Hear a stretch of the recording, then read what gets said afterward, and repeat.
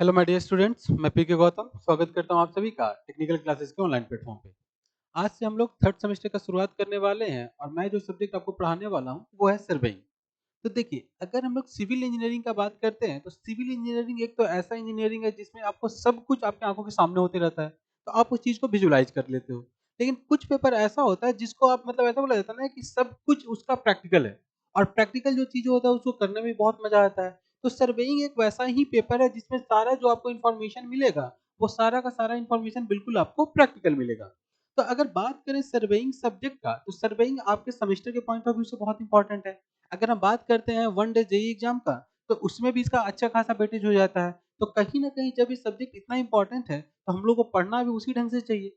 तो आज से हम लोग सर्वे इंजीनियरिंग का स्टार्ट करेंगे और सर्वे में जो पॉसिबल कंटेंट हो या फिर बोला जाता है कि द बेस्ट कंटेंट जो आपको हो, वो कंटेंट आपको मिलेगा। वो सेमेस्टर के पॉइंट ऑफ व्यू से या जेईई के पॉइंट ऑफ व्यू से या फिर जो भी दूसरे वन डे एग्जाम होते हैं, सारे एग्जाम के लिए। तो स्टार्ट करते हैं सर्वेइंग के लिए। जैसे पहले क्लास में जब मैं इंट्रोडक्शन ले रहा था सर्वेइंग का, उसमें भी मैंने आपको बताया था सर्वेइंग की डेफिनिशन। देखिए, कोई भी सब्जेक्ट जब हम लोग पढ़ते हैं, तो सबसे पहले उस सब्जेक्ट का डेफिनिशन ही आपको पता होना चाहिए कि आखिर वो सब्जेक्ट कहता क्या है, सब्जेक्ट का मीनिंग क्या है। तो वैसे ही अगर हम बात करें सर्वेइंग का, तो सर्वेइंग का जो डेफिनिशन है सामने आपको दिख रहा होगा। क्या दिख रहा है? कि देखिए, आपका जो यूनिट 1 है, यूनिट क्या है पहले कि purpose and use of surveying, कि सर्वेइंग का मेरा क्या पर्पस है, क्या यूज है। तो अगर हम बात करें सर्वेइंग का, तो सर्वेइंग का क्या डेफिनिशन बोला जा रहा है कि व्हाट इज सर्वेइंग। तो सर्वेइंग के बारे में मैंने क्या बताया था कि सर्वेइंग एक ऐसा आर्ट है जिसमें हम लोग क्या करते हैं, डिटरमाइन करते हैं किसको, रिलेटिव पोजीशंस को। अब वो रिलेटिव पोजीशंस किससे किसके बीच में हो सकता है, तो हो सकता है कि वो जो दो पॉइंट्स हो वो on the surface of earth हो, या हो सकता है below the surface of earth हो, या हो सकता है कि वो जो दोनों पॉइंट्स हो above the surface of earth हो। तो सर इसका क्या मतलब हुआ वो समझाइए। तो ये मतलब हुआ कि जैसे देखिए, अगर आपके पास में तीन सिचुएशन आपको मैं समझा रहा हूँ। एक सिचुएशन क्या है, तो सिचुएशन 1 में हम लोग क्या कर रहे हैं कि हमको रोड बनाना है।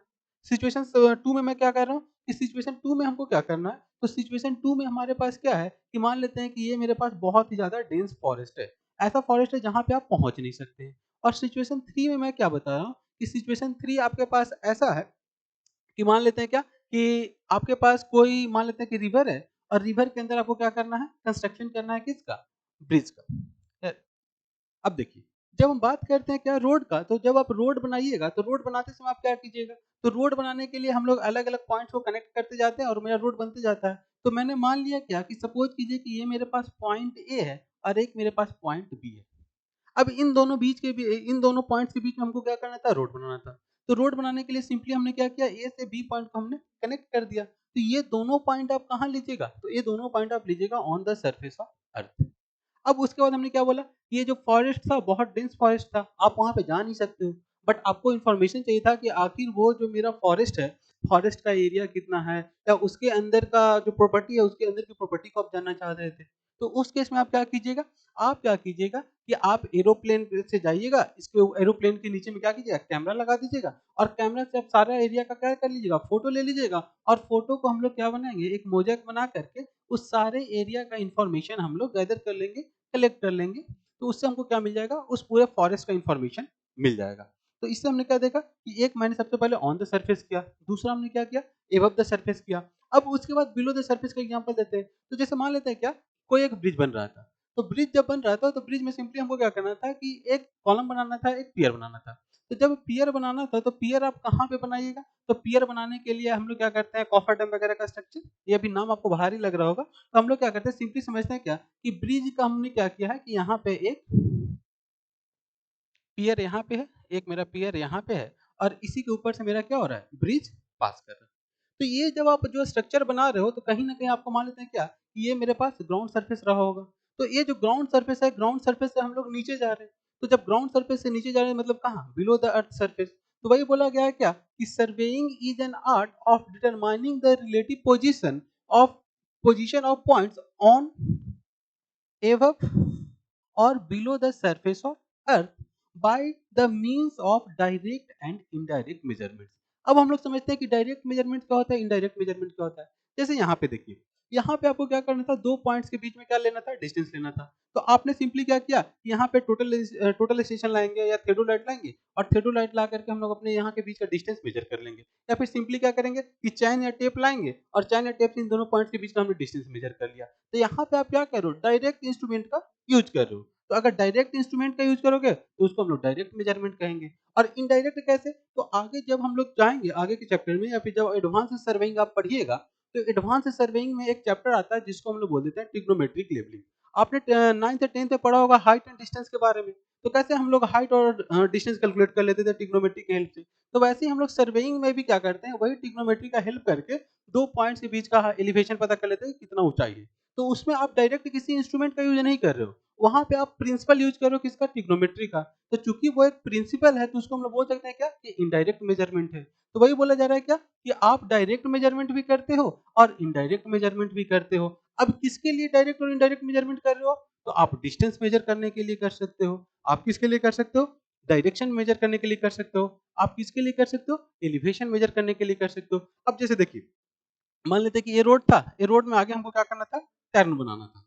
अब टर्न बनाने के बाद वापस से रोड को हमको मोड़ना था। तो आखिर यहाँ से हम कितना का एंगल ले रहे हैं? तो देखिए ये एंगल आपको पता चल गया। तो यहाँ से आपको क्या पता चल गया कि डायरेक्शन क्या है, कितना डायरेक्शन में हमको मुड़ना है। अब उसी तरह से हमको क्या करना था, जैसे एलिवेशन लेना था। एलिवेशन के एग्जांपल कैसे समझते हैं? तो बोल दी क्या कि सर एक माउंटेन है। अब आपको ये बताना है क्या कि ये माउंटेन का हाइट कितना है। आप एलिवेशन भी पता कर रहे हो। जैसे देखिएगा, आप लोग जब जाते होंगे किसी भी स्टेशन पे, तो आप देखते होंगे क्या स्टेशन के ऊपर में एक बोर्ड लगा हुआ रहता है और बोर्ड में क्या लिखा हुआ रहता है कि इस स्टेशन का समुद्र तल से जो औसत ऊंचाई है वो इतना है। तो वो एलिवेशन ही तो बता रहा है कि जो आप स्टेशन बनाए हो वो स्टेशन जो मीन सी लेवल है, मीन सी लेवल हम लोग कहाँ से लेते हैं? तो देखिए, पहले जब भारत का पार्टीशन नहीं हुआ था, तब हम लोग कराची में मीन सी लेवल लेते थे। अब जब पाकिस्तान से पार्टीशन हो गया, तो उसके बाद कुछ समय के लिए हम लोग मद्रास को मीन सी लेवल लेते थे। लेकिन अभी जो हम लोग मीन सी लेवल लेते हैं, वो मीन सी लेवल कहाँ पे लेते हैं? तो वो हम लोग मीन सी लेवल लेते हैं कहाँ से? मुंबई पोर्ट से। तो अब बोलिएगा सर मीन सी लेवल क्या है? तो मीन सी लेवल के बारे में भी आगे की क्लास में हम लोग पढ़ेंगे। तो मीन सी लेवल के लिए हम लोग सिंपली क्या करते हैं, पिछले 19 साल का डेटा लेते हैं और ये देखते हैं कि हाई टाइड्स और लो टाइड्स कितना आया है और उसका एवरेज निकाल लेते हैं और वही लेवल को हम लोग क्या मान लेते हैं, मीन सी लेवल मान लेते हैं। बाकी जब मीन सी लेवल के बारे में हम लोग पढ़ेंगे तो वहां से हम लोग डिटेल में समझेंगे क्या होता है मीन सी लेवल। तो अब हमने क्या किया कि मीन सी लेवल से आपको ये पता चल जाएगा कि इसका ऊंचाई कितना है, तो उससे आप एलिवेशन भी पता कर सकते हो। तो कंप्लीट डिफिनेशन क्या हुआ सर्वेइंग का? तो surveying is the art of determining the relative position on, above or below the surface of earth by means of direct or indirect measurement of distance, direction and elevation. ये आपका क्या हो गया, सर्वे का कंप्लीट डिफिनेशन हो गया। देखिए, आप चाहे तो अभी भी पढ़ सकते हो, यहाँ से भी आप डिफिनेशन नोट करते चल सकते हो या फिर आपको क्या किया जाएगा कि जो क्लास का पूरा नोट्स रहेगा वो पीडीएफ के फॉर्म में आपको प्रोवाइड कर दिया जाएगा। तो आप वहाँ से भी क्या कर सकते हो, अपने नोट्स को प्रिपेयर कर सकते हो। अब आते हैं नेक्स्ट पॉइंट पे। तो नेक्स्ट हमारे पास क्या है? तो नेक्स्ट हमारे पास है ऑब्जेक्टिव ऑफ सर्वेइंग। कि आखिर सर्वेइंग का ऑब्जेक्टिव क्या है? जब भी हम लोग कोई सब्जेक्ट पढ़ते हैं तो हमको ये पता होना चाहिए कि उस सब्जेक्ट का पढ़ने का हमको क्या आउटकम मिलेगा, उसका क्या उद्देश्य है पढ़ने का। तो वही हम लोग देखते हैं कि आखिर सर्वेइंग पढ़ने का उद्देश्य क्या है। तो अभी हमने देखा है क्या कि जब भी हम लोग सर्वेइंग का बात करते हैं, तो मैं स्टार्टिंग से आपको बताते आ रहा हूँ कि सर्वेइंग मतलब क्या? मैप प्लॉट करना। तो कहीं न कहीं आपको ये आइडिया होना चाहिए कि सर्वेइंग ही पढ़ रहे हैं तो हमको मैप बनाने आ जाना चाहिए। तो वही चीज़ इसमें भी लिखा गया है क्या? कि the aim of surveying is to prepare a map. क्या बनाना है? मैप बनाना है to show the relative position of the object. अब उससे क्या पता चलेगा? उस मैप से ये बताया जाएगा कि 2 पॉइंट्स के बीच का रिलेटिव डिस्टेंस कितना है। उसके बाद बात करते हैं किसका? तो लेआउट हम लोग बनाते हैं सर्वे की हेल्प से। क्या बनाते हैं? लेआउट। तो पहले मैं आपको फिगर दिखा देता हूँ कि लेआउट होता क्या है, उसके बाद मैं आपको समझाऊँगा। तो देखिए, ये फिगर आपको दिख रहा होगा। इसमें क्या किया गया है कि कोई एक घर है, घर के फाउंडेशन को तैयार किया जा रहा है। तो जब घर का फाउंडेशन तैयार किया जाएगा तो उसके लिए कॉलम बनाना पड़ेगा। तो यही कॉलम यहाँ पे दिखाया जा रहा है। तो यहीं पे हम लोग क्या करते हैं, इसमें से पहले मैप तैयार कर लेते हैं कहाँ-कहाँ पे कॉलम हमको दिया जाएगा। उसके बाद वहाँ से मिट्टी को हटाते हैं, मिट्टी में कॉलम डालते हैं। उसके बाद फिर जब हम लोग कंक्रीटिंग वगैरह कर के फाउंडेशन अपना तैयार करते हैं। तो ये आपको क्या है कि एक लेआउट दिखाई दे रहा है। तो ये लेआउट भी कहीं न कहीं एक तरह से क्या है, मैप का फॉर्मेशन आपको दिख रहा है। तो ये प्लान हम लोग जब बना रहे हैं किसी चीज़ का, तो वो किसकी हेल्प से बनाएँगे? वो सर्वे की हेल्प से बनाएँगे। तो वही यहाँ पे बोला गया है क्या कि सर्वे का मेरा जो दूसरा ऑब्जेक्टिव है, दूसरा उद्देश्य है, सर्वे से हमको क्या आउटकम मिल रहा है, तो क्या हम लोगों को पता चल रहा है कि किसी भी स्ट्रक्चर का अगर हमको लेआउट मार्क करना हो, कहाँ पे? ग्राउंड पे। तो वो किसके हेल्प से हम लोग करेंगे? सर्वेइंग की हेल्प से करते हैं। तो वही लिखा गया क्या कि ले आउट और mark out proposed structure on the ground.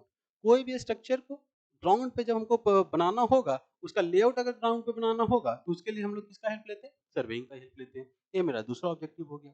अगर उसी तरह से नेक्स्ट ऑब्जेक्टिव का बात करें, तो क्या बोला जा रहा है? अभी मैंने देखा था जब रोड बना रहे थे तो 2 पॉइंट्स के बीच का रिलेटिव डिस्टेंस। तो नेक्स्ट ऑब्जेक्टिव क्या है? To measure relative distance. क्या लिखा गया है? कि टू मेजर रिलेटिव डिस्टेंस या रिलेटिव पोजीशन। यहाँ पे नेक्स्ट पॉइंट में देखिए क्या? Measure relative position of the points. 2 point के बीच का रिलेटिव डिस्टेंस बता रहे हैं। उसके बाद नेक्स्ट पॉइंट क्या बोला जा रहा है? To measure relative quantities. अब रिलेटिव क्वांटिटीज में क्या-क्या हम लोग मेजर कर सकते हैं? जैसे देखिए, मान लेते हैं कि यही मेरे पास क्या था? एक माउंटेन था। अब इस माउंटेन में हमने क्या किया कि कंटूरिंग कर लिया।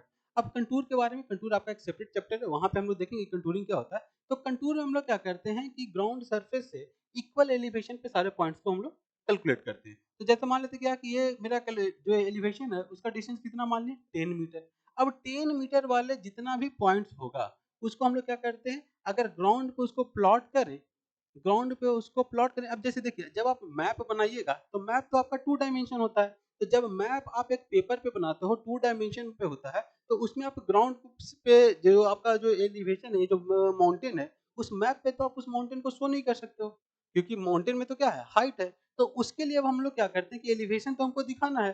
तो एलिवेशन दिखाने के लिए क्या करते हैं कि जितना भी ये पॉइंट्स होगा, सारे पॉइंट्स को हम लोग एक इमेजिनरी लाइन से मिला देते हैं, और इससे जो हमको स्ट्रक्चर मिलता है उसी को हम लोग क्या बोल देते हैं? कंटूर बोल देते हैं। बाकी डिटेल इन्फॉर्मेशन कहाँ पे मिलेगा? जब हम लोग कंटूर के बारे में पढ़ेंगे। तो वही क्या बोला जा रहा है कि इससे हमको क्या करना होता है, इससे हमको एरिया का पता चलता है। अब क्या पता चल गया? जैसे देखिए, जैसे ही आपने इक्वल एलिवेशन वाले सारे पॉइंट्स को देखा, तो आपके पास एक क्या मिल गया? एक एरिया मिल गया। आप इस एरिया का कैलकुलेशन कर सकते हो। उसी तरह से मान लेते हैं 10 मीटर ये हो गया। उसी तरह से मान लेते हैं क्या, ये जो पॉइंट्स आ रहा है वो कितने मीटर का पॉइंट्स आ रहा है? 20 मीटर का पॉइंट्स आ रहा है। तो आप ये भी बता सकते हो ना कि ये 10 मीटर और 20 मीटर के बीच में कितना सॉइल है, ये भी आपको इन्फॉर्मेशन मिल जाएगा। कितना मटेरियल है, ये आप पता लगा सकते हो। उसी तरह से कोई पॉन्ड होता तो आप एलिवेशन पता कर लेते कितना डिस्टेंस है, तो आप उसके में कितना वाटर का क्वांटिटी अवेलेबल है, उसका भी आप पता लगा सकते हो। तो ये क्या हो जाता है कि to measure relative quantity like area and volume. Area और वॉल्यूम पता करने के लिए भी हम लोग किसका हेल्प लेते हैं? सर्वेइंग का हेल्प लेते हैं। तो ये आपका क्या था? सर्वेइंग का ऑब्जेक्टिव। अब ऑब्जेक्टिव के बाद बात करते हैं क्या कि सर सर्वेइंग पढ़ लिए, सर्वेइंग का डिफिनीशन देख लिए, उसका ऑब्जेक्टिव देख लिए। अब उसका यूज बताइए, क्योंकि यूज भी बहुत इंपॉर्टेंट है। क्योंकि जब तक हमको ये नहीं पता चलेगा कि सर्वे का यूज क्या है, पढ़ने में तो मजा नहीं आएगा सर। तो चलिए अब हम लोग देखते हैं कि सर्वे का यूज क्या है। तो अगर बात करें सर्वे के यूज का, किसका? यूज ऑफ सर्वेइंग का। तो सर्वेइंग का यूज क्या है? तो वही लिखा गया है क्या, इस सर्वेइंग में B use for following purposes. ये जो डिफरेंट डिफरेंट आपको पर्पसेज दिख रहे हैं, इसके लिए हम लोग किसका यूज करते हैं? सर्वेइंग का यूज करते हैं। तो सबसे फर्स्ट पॉइंट क्या बोला जा रहा है कि to prepare a topographical map. कैसा मैप? Topographical map. बिल्कुल एक नया वर्ड आया। तो जैसे देखिए, आपको क्या करना है कि कोई भी अगर नया वर्ड आपको दिखाई देता जाए, तो उस पे आपको क्या करना है, सबसे पहले उसको तो आप अंडरलाइन कीजिए, और अंडरलाइन करने के बाद उसको बार-बार आपको रिपीट करते रहना है। उससे क्या होगा कि ये जो नया वर्ड रहेगा वो अब आपके लिए बिल्कुल नया नहीं रह जाएगा, उससे आप फ़ैमिलियर हो जाएँगे। तो जैसे ही आपको पता चलेगा कि टोपोग्राफिकल मैप सर, तो टोपोग्राफिकल मैप क्या होता है? तो अब जब भी आपको टोपोग्राफी कहीं पे भी दिखाई दे, तो टोपोग्राफी मतलब क्या? जो भी आपके आस-पास के सराउंडिंग्स हैं, या फिर जहाँ का भी आप टोपोग्राफिक मैप बना रहे हो, तो वहाँ का नेचुरल फिनोमेनन बताएगा कि क्या वहाँ पे हिल है, क्या वहाँ पे माउंटेन है, या क्या वहाँ पे वैली है, क्या वहाँ पे रिवर है, क्या वहाँ पे विलेज है, क्या वहाँ पे टाउन है। तो ये सब जो डिटेल बताएगा, वो कौन बताएगा? वहाँ का टोपोग्राफिकल मैप। तो टोपोग्राफिकल मैप से आपको क्या डिटेल मिल जाएगा? तो टोपोग्राफिकल मैप से आपको ये डिटेल मिल जाएगा, तो वो क्या शो करेगा कि वहाँ पे क्या हिल्स है, मतलब क्या वहाँ पे माउंटेन्स है, क्या वहाँ पे वैली है, मतलब क्या वहाँ पे खाई है, क्या वहाँ पे रिवर है, मतलब नदी है, क्या वहाँ पे गाँव है, क्या वहाँ पे शहर है, क्या वहाँ पे जंगल है। तो अगर किसी भी लोकल एरिया में ये सब डिटेल्स आपको पता करना होगा, तो आप कौन-सा मैप प्रिपेयर करेंगे? तो आप मैप प्रिपेयर करेंगे टोपोग्राफिकल मैप। अब टोपोग्राफिकल मैप के बाद जो नेक्स्ट पॉइंट आता है कि नेक्स्ट यूज़ क्या है सर्वे का? टोपोग्राफिकल मैप तो हमने कंप्लीट कर लिया। तो नेक्स्ट जो मैप आता है, या फिर टोपोग्राफिकल मैप का अगर आप लोग फोटो देखना चाहें तो देखिए, टोपोग्राफिकल मैप कैसा होता है। यहाँ से देखिएगा, टोपोग्राफिकल मैप आपको कुछ ऐसा दिखाई देगा। ये कहाँ का टोपोग्राफिकल मैप है? तो ये आपका अपना शहर है, जिसका नाम क्या है? तो यहाँ पे देखिए, क्या दिखाई दे रहा है? पटना। तो पटना का टोपोग्राफिकल मैप है। अब पटना में माउंटेन तो नहीं है, लेकिन यहाँ पे आपको रिवर दिखाई देगा, और वो रिवर कौन है? अपनी गंगा रिवर। ये हमारे पास क्या है? गंगा रिवर है, अलग-अलग जगह है। देखिए क्या है? पटना, खगौल, दानापुर, ठीक है? तो ये आपका क्या है? पूरा पटना का मैप है, कौन-सा? Topographical map. अब सर आप बोलिएगे सर माउंटेन भी दिखा दीजिए। चलिए हम लोग माउंटेन भी देख लेते हैं। तो देखिए माउंटेन का डिटेल आपको कुछ ऐसा मिलेगा, यहाँ पे देखिए, ये आपको क्या दिखाई दे रहा है? ये लैंड है, या ये आपका क्या है? माउंटेन है, ये आपका क्या है? अर्थ है, ये आपका क्या है? वाटर दिखाई दे रहा है। तो आप क्या कर सकते हो? टोपोग्राफिकल मैप की हेल्प से ये बता सकते हो कि वहाँ का आस-पास का जो टोपोग्राफी है, वो कैसा है। तो हमने सबसे पहले क्या देख लिया? टोपोग्राफिकल मैप को देख लिया। अब टोपोग्राफिकल मैप के बाद जो नेक्स्ट आता है, उसको हम लोग बोलते हैं क्या? कैडेस्ट्रियल मैप। क्या बोल देते हैं? कैडेस्ट्रियल मैप। अगर आप लोग कभी भी गाँव में रहे होंगे या फिर कहीं भी रहे होंगे, तो आप लोग घर का जब जो भी आपका ज़मीन जायदाद है, उसका जब आप मैप देखे होंगे, तो मैप आपको दिखाई दिया होगा। तो जब वो मैप आप देखते हैं, तो मैप कुछ ऐसा दिखाई देता होगा आपको, देखिए। कुछ ऐसा दिखाई देता है। जितने भी गाँव के लोग रहते हैं, सबका नाम लिखा हुआ रहता है, सबका प्लॉट लिखा हुआ रहता है कि ये प्लॉट इनका है, ये प्लॉट इनका है, ये प्लॉट इनका है, ये प्लॉट इनका है। मीन्स जो भी आपका प्रॉपर्टी है, उसके बाउंड्री को अगर शो करना होगा, तो उसके लिए हम लोग कौन से मैप का यूज़ लेते हैं? तो उसके लिए हम लोग कैडेस्ट्रियल मैप का यूज़ लेते हैं। तो कैडेस्ट्रियल मैप से आपको क्या शो करेगा? तो कैडेस्ट्रियल मैप आपके बाउंड्री को दिखाएगा, आपके प्रॉपर्टी के बाउंड्री को दिखाएगा। कि हाँ, आपका प्रॉपर्टी कितना है, आपका ज़मीन कहाँ पे से कहाँ तक है, आपके बगल का ज़मीन किसका है, उसके बगल का ज़मीन किसका है। इसमें देखिए ये ज़्यादा ज़ूम करेंगे तो आपको क्या दिखाई देगा, इसका नाम वगैरह सब कुछ आपको दिखाई देगा। आप घर में भी रहते होंगे तो वहाँ पे भी आप देख सकते हैं कि पापा हमारा जो ज़मीन का कागज़ है वो दिखाइए, तो वो लोग दिखाएँगे आपको, तो उसमें दिखेगा कि बिल्कुल इसी तरह का कुछ मैप दिखाई देगा, उसमें अगल-बगल वाले जितने लोगों का ज़मीन है, सबका नाम लिखा हुआ रहता है। तो ये आपका क्या हो गया? कैडेस्ट्रियल मैप। अब कैडेस्ट्रियल मैप भी आप किसके हेल्प से प्रिपेयर कीजिएगा? तो कैडेस्ट्रियल मैप भी आप सर्वे के हेल्प से ही प्रिपेयर कर सकते हैं। तो एक यूज़ मेरा सर्वे का ये भी हो जाता है कि हम लोग क्या कर सकते हैं? कैडेस्ट्रियल मैप प्रिपेयर करते हैं। तो देखिए कैडेस्ट्रियल मैप आपके लिए इम्पोर्टेंट हो जाता है। क्यों इम्पोर्टेंट हो जाता है? क्योंकि इससे रिलेटेड डायरेक्ट आपको ऑब्जेक्टिव क्वेश्चन पूछा जाएगा। अब ऑब्जेक्टिव क्वेश्चन में ये पूछा जाएगा कि कैडेस्ट्रियल मैप का यूज़ हम लोग किसके लिए करते हैं? तो वहाँ पे आपको ध्यान रखना है क्या कि cadastral map is used for show the boundary of field या property, house and other property. मतलब क्या बोला जा रहा है कि किसी भी फील्ड का, घर का या दूसरे प्रॉपर्टीज का जो बाउंड्री होता है, वो हम लोग कौन से मैप की हेल्प से शो करते हैं? तो कैडेस्ट्रियल मैप के हेल्प से शो करते हैं। तो 2 यूज़ हमने देख लिया। सबसे पहले टोपोग्राफिकल मैप देख लिया, उसके बाद कैडेस्ट्रियल मैप देख लिया। अब कैडेस्ट्रियल मैप के बाद जो आता है, उसको हम लोग बोलते हैं क्या? To prepare an engineering map. अब हम आप पढ़ रहे हैं, किसके लिए पढ़ रहे हैं? इंजीनियर बनने के लिए पढ़ रहे हैं। तो जब इंजीनियरिंग का हम लोग बात करते हैं, तो इंजीनियर क्या बनाता है? तो आप बोलिए सर रोड बनाने का काम इंजीनियर का। रेलवे का जो भी ब्रिज वगैरह बनाता है, जो रेलवे का काम होता है वो कौन करेगा? सर वो भी इंजीनियर करेगा। तो रोड को बनाएगा, रेलवे का काम करेगा। उसके साथ-साथ अगर और बात करें तो रोड और रेलवे के अलावा और क्या करता है वो? तो आप बोलिएगा कि सर जो कैनाल वगैरह रहता है, जो नहर रहता है, नहर भी कौन बनाता है? वो भी इंजीनियर बनाएगा। जो रिजर्वायर रहेगा सर, रिजर्वायर कौन बनाएगा? वो भी इंजीनियर बनाएगा। तो ये सब जब स्ट्रक्चर इंजीनियर बना रहा है, तो कहीं न कहीं उसको इसका मैप भी बनाना पड़ेगा। तो वो जो मैप बनता है इन सारे स्ट्रक्चर का, उसी को हम लोग बोल देते हैं क्या? Engineering map. तो इंजीनियरिंग मैप क्या हो गया? To prepare engineering map. क्या बोला जा रहा है कि ये सर्वे का एक यूज़ क्या हो गया? To prepare an engineering map which shows the details of किसका? Engineering works. अभी इंजीनियरिंग वर्क्स में क्या-क्या हो सकता है? अभी आपको बताया, रोड हो सकता है, रेलवे हो सकता है, रिजर्वायर। रिजर्वायर मतलब समझ लीजिए डैम। जो भी आप डैम देखे होंगे वो किसका एग्ज़ाम्पल है? रिजर्वायर का। रिजर्वायर के बाद क्या आ जाता है? Irrigational canal. इरिगेशनल कैनाल मतलब जो भी आप गाँव में नहर देखते हो, तो नहर भी किसका एग्ज़ाम्पल है? वो भी इंजीनियरिंग मैप का एग्ज़ाम्पल है। तो इंजीनियरिंग मैप का भी हम लोग इमेज देखते हैं कि आखिर इंजीनियरिंग मैप मेरा कैसा होता है। तो जब इंजीनियरिंग मैप का हम लोग बात करते हैं, तो इंजीनियरिंग मैप आपका कुछ ऐसा दिखाई देता है। अब देखिए अभी पटना में क्या तैयार हो रहा है? तो आप बोलिए सर पटना में हर जगह गड्ढा खोदा हुआ है, क्यों? क्योंकि वहाँ पे मेट्रो का काम चल रहा है।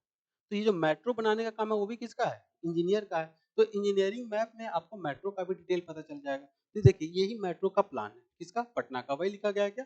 कि Patna metro, metro rail system in Patna city. Patna में जो मेट्रो रेल का सिस्टम है उसी के लिए मैप तैयार किया गया है। इसमें देखिए ये आपका रेड लाइन है, ये आपका वॉयलेट लाइन है, ये आपका पिंक लाइन है। तो ये क्या है? ये जो मैप तैयार किया गया है, यही मैप क्या कहलाएगा? इंजीनियरिंग मैप कहलाएगा। उसी तरह से जो आप रोड का मैप देखते होगे, जो कैनाल का मैप देखते होगे, जो रिजर्वायर का मैप देखते होगे, वो सब मैप किसका एग्जाम्पल होता है? इंजीनियरिंग मैप का एग्जाम्पल होता है। उसके बाद जब नेक्स्ट पॉइंट का बात करते हैं, तो नेक्स्ट पॉइंट आपके पास क्या आता है? इंजीनियरिंग मैप के बाद, तो इंजीनियरिंग मैप के बाद जो नेक्स्ट आता है, उसको हम लोग बोल देते हैं क्या? उसको हम लोग बोल देते हैं मिलिट्री मैप। अब मिलिट्री मैप समझिएगा कि मिलिट्री मैप क्या होता है? तो अगर हम बात करते हैं मिलिट्री मैप का, तो मिलिट्री कहाँ पे रहता है? तो आप बोलिएगा सर कोई भी कंट्री हो उसके बॉर्डर पे कौन रहता है? मिलिट्री फोर्सेस रहते हैं। तो मिलिट्री फोर्सेस कहाँ पे रहेंगे? किसी भी कंट्री के बॉर्डर पे।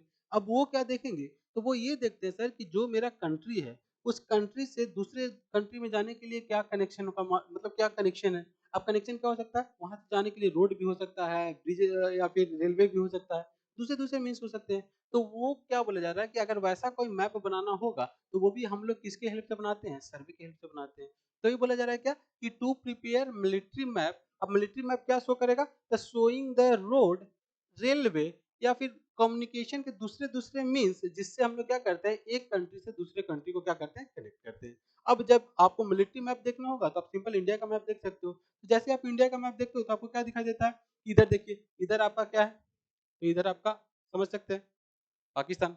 उसी तरह से बात करें क्या, इधर आपका क्या है? तो इधर एक और है कौन? चाइना। इधर कौन है? नेपाल है। तो आप देख सकते हो क्या कि इधर से जाने के लिए हमारे पास कौन-कौन सा मीन्स है। तो ये सब अगर आपको देखना होगा तो वो आप किसका हेल्प लीजिएगा? तो आप मिलिट्री मैप का हेल्प ले सकते हैं। अब मिलिट्री मैप के बाद और क्या प्रोसेसर यूज़ होता है मेरा सर्वे का?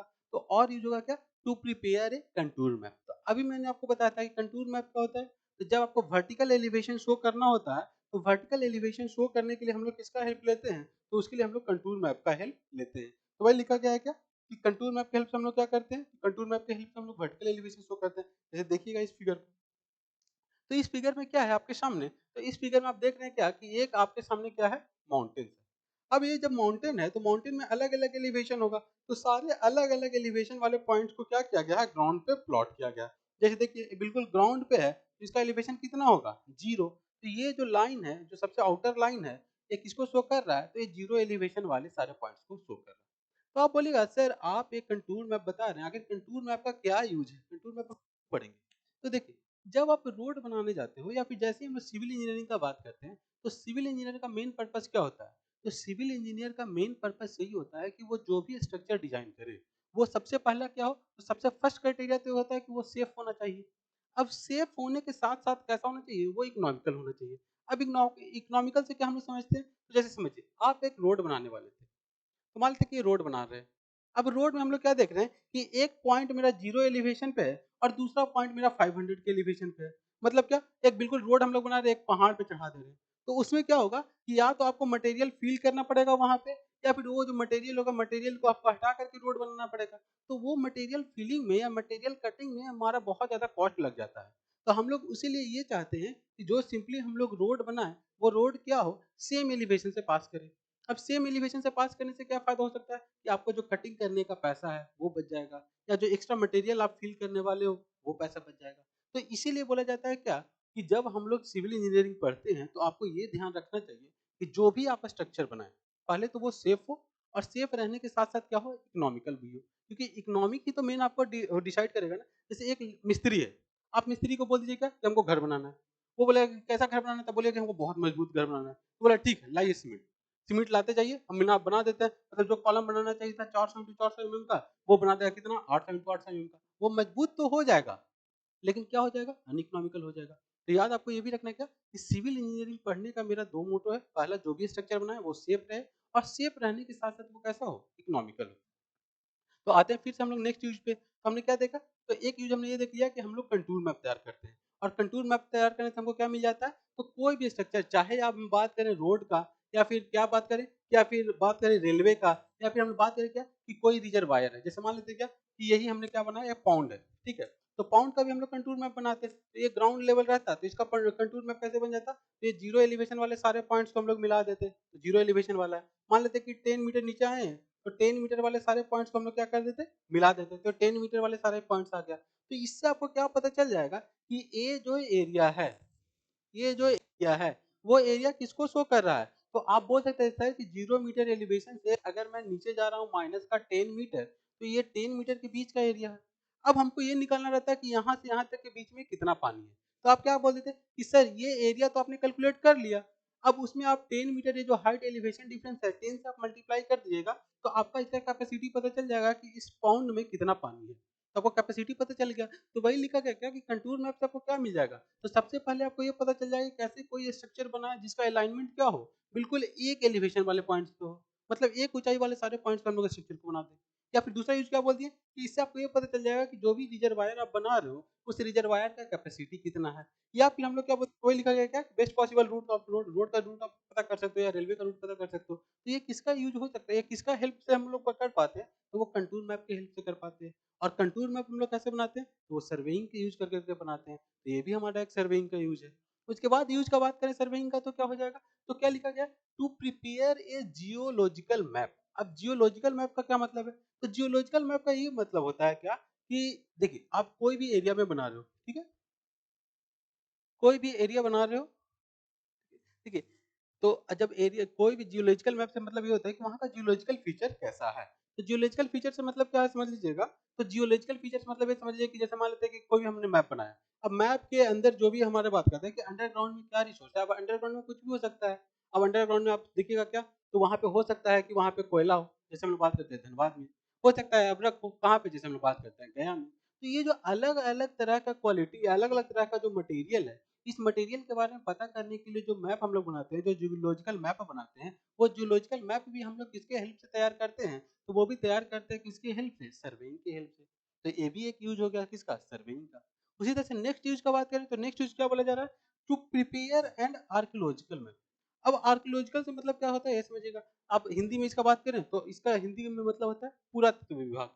पुरातत्व विभाग मतलब क्या, जैसे देखते होंगे क्या कि आप हमेशा न्यूज़ में आपको सुनने को मिलता होगा क्या कि सर कहीं पे हम ज़मीन खोद रहे थे लोग, वहाँ से आपको क्या मिल गया? पीतल का मूर्ति मिल गया। या फिर कहीं पे ज़मीन की खुदाई कर रहे थे, पुराने ज़माने के अवशेष मिल गए। तो ये जो अवशेष पदार्थ मिल रहा है, इसके लिए जो सर्वे करते हैं हम लोग, तो सर्वे करके हम लोग ये पता लगाने की कोशिश करते हैं कि किस सॉइल के नीचे क्या-क्या हमको मिल सकता है। तो ये जो होता है वो क्या कहलाता है? ये आर्कियोलॉजिकल मैप कहलाता है। तो आर्कियोलॉजिकल मैप का भी इन्फॉर्मेशन हमको कहाँ से मिलेगा? तो भी इन्फॉर्मेशन मिलेगा सर्वे से। तो ये सारा क्या हो गया? सर्वे का यूज़। तो आपको ये पॉइंट बहुत याद मतलब हमेशा याद रखना है क्या? या फिर अगर हम आपके सेमेस्टर के पॉइंट ऑफ व्यू से ही बात करें, तो इस क्वेश्चन का आने का चांसेस बहुत ज़्यादा रहता है। क्या? कि यूज़ ऑफ सर्वेइंग आप बताइए। और ऑब्जेक्टिव में सबसे ज़्यादा इंपॉर्टेंट कौन-सा पॉइंट है? तो आपसे यही पूछा जाता है क्या कि कैडेस्ट्रियल मैप का यूज़ क्या होता है? उसी तरह से और क्या पूछा जाता है? तो एक ये पूछा जाता है कि टोपोग्राफिकल मैप क्या शो करता है? तो ये जो 2 पॉइंट्स हैं, वो ऑब्जेक्टिव के पॉइंट ऑफ व्यू से बहुत इंपॉर्टेंट है। अगर वही बात करें कंप्लीट यूज़ का, तो वो आपके सब्जेक्टिव पॉइंट ऑफ व्यू से बहुत ज़्यादा इंपॉर्टेंट है। तो अभी से ही आपको क्या करना है कि इन सारे पॉइंट को स्टार मार्क करते हुए चलना है। पढ़ना तो सब कुछ है, लेकिन जो पॉइंट ज़्यादा इंपॉर्टेंट है, उसको अभी से ही आपको टारगेट करके चलना है कि ऐसा हम लोग पढ़ें कि जो 70 आउट ऑफ 70 का टारगेट है, उसको हम लोग अचीव कर लें। उसके बाद हम लोग आते हैं क्या, तो इस तरह से हमने क्या देखा कि डिफरेंट डिफरेंट टाइप का जो मैप था, सारे मैप का स्टडी कर लिया। तो आज की क्लास में हम लोग टोटल क्या-क्या चीज़ देख, सर हमने सबसे पहले क्या देखा कि आखिर हमारा सर्वेइंग होता है, उसका डेफिनिशन क्या है? तो सर्वेइंग का हमने डेफिनिशन देख लिया। अब सर्वेइंग के डेफिनिशन देखने के बाद दूसरा चीज़ हमने क्या देखा, तो सर सर्वेइंग के डेफिनिशन देखने के बाद हमने ये देखा कि आखिर सर्वेइंग का जब हम लोग बात करते हैं, तो सर्वेइंग का यूज़ कैसे करते हैं? सर्वेइंग का मतलब ऑब्जेक्टिव क्या है? सर्वेइंग का यूज़ हम लोग क्यों करते हैं? उसका ऑब्जेक्टिव क्या है? उद्देश्य क्या है? तो उसके बाद हमने क्या देखा सर्वेइंग के ऑब्जेक्टिव के बारे में। उसके बाद हमने क्या देखा कि यूज़ ऑफ सर्वेइंग क्या कि सर्वेइंग का हम लोग यूज़ क्यों करते हैं। अब देखिए ये आपका आज का लेक्चर था। तो आज के लेक्चर में तो मेनली हम लोग यही पढ़ेंगे। बट देखिए जो हमारा टेक्निकल क्लासेस है, टेक्निकल क्लासेस में आपको हर एक सब्जेक्ट का जो भी थर्ड सेमेस्टर है, जो भी 5 पेपर आपको पढ़ना है, सारे पेपर का आपको लाइव क्लास मिलेगा। यहाँ पे हर एक सब्जेक्ट के लिए आपको स्पेशलाइज़्ड टीचर मिलेंगे, ठीक है? उसके साथ-साथ लाइव क्लासेस के साथ-साथ आपको क्या मिलेगा? तो रिकॉर्डेड लेक्चर भी मिल जाएगा। अब रिकॉर्डेड लेक्चर के साथ-साथ आपको क्या मिल जाएगा? रिकॉर्डेड लेक्चर कहाँ पे मिलेगा? तो वो हमारे ऐप पे मिलेगा। अब रिकॉर्डेड लेक्चर के साथ-साथ आपको और क्या मिलेगा? तो ऑफलाइन क्लासेस तो चलेंगी ही, लेकिन जो लाइव क्लासेस हो रहे हैं, उसका जो पीडीएफ होगा, वो पीडीएफ भी आपको मिल जाएगा। तो ये सारे फीचर्स कहाँ पे मिलेगा? तो हमारे टेक्निकल क्लासेस में। तो अब आइए आप लोग और जितना जल्दी से जल्दी हो सके, उतना जल्दी एडमिशन लीजिए और फिर मिलते हैं हम लोग अगले लेक्चर में, जहाँ पे हम लोग पढ़ेंगे किसके बारे में? तो वहाँ पे हम लोग पढ़ेंगे क्लासिफिकेशन ऑफ सर्वेइंग के बारे में। तो मिलते हैं आपसे अगले क्लास में। Thank you.